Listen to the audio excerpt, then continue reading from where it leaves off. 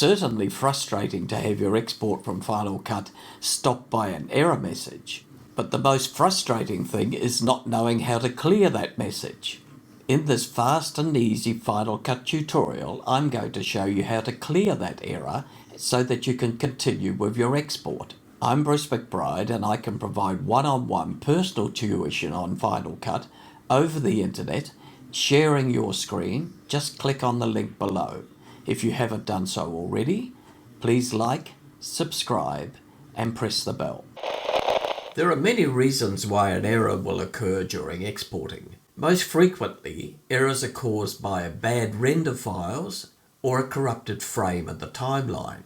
Since this doesn't happen very often, then it's pointless trying to remember what every error message means. It's much more useful to have a workflow for all error messages that you get when you're exporting.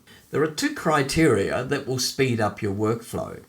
The first, if the error message mentions error, like render frame error failed, then it's most likely something to do with a render file that Final Cut has created previously. And the second type of error is where there is a frame number.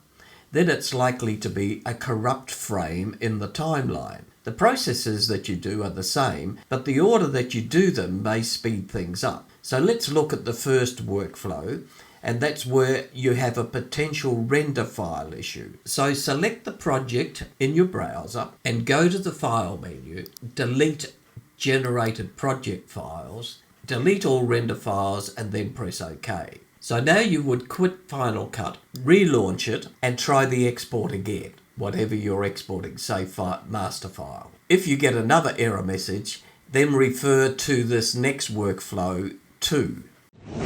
This workflow 2 is where a frame number is mentioned in the error message. You want to go to Final Cut's preferences, and in the General tab, you want to change the time display to frames. And you'll see now that you are seeing frames in the timeline. So now you want to navigate to the frame that is at issue. So let's say it's 1300.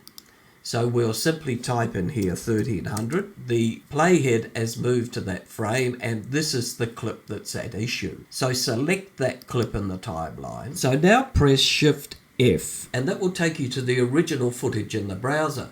If it's a large clip, you may need to increase the zoom level so you can see where those yellow outlines are. So those yellow outlines represent the clip here. So the next step is to select the clip in the browser and drag that on top of the clip in the timeline, and you'll get the option to replace from start. But if there were effects in the clip in the timeline, you need to select that clip and you need to copy it, that's Command C, and then go to the clip in the browser and drag that on top, then replace from start, and then select that clip, and using Command, Option and V, paste those attributes or those effects that were on the original clip back in. Now try and export again.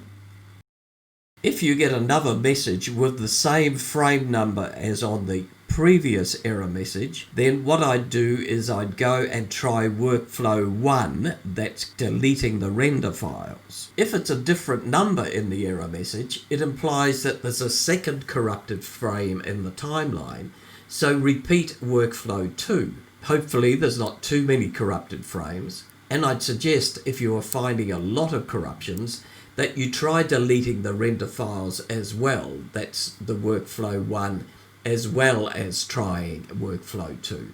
The process can take some time, but it will ensure that you get an export that works. Well, that's in 90% of the cases anyway. I hope you've enjoyed this video. Thank you for watching. If you haven't done so, please like, subscribe, and press the bell.